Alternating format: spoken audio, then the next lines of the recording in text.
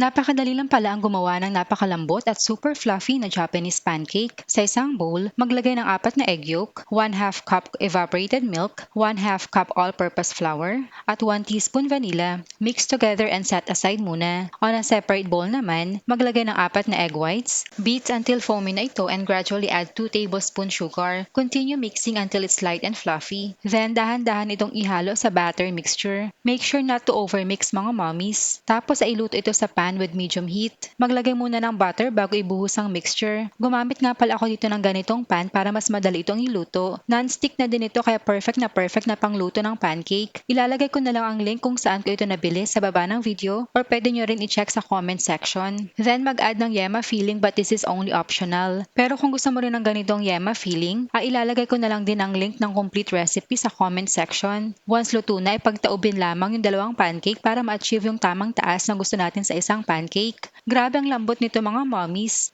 At sobrang linamnam din ng lasa, kaya try nyo na rin. Paki-comment nyo na rin pala kung taga saan ka para alam ko kung hanggang saan umabot ang ating recipe. Please follow para sa mas marami pa mga simple at affordable na dessert at merienda recipes sa uulitin mga mommies.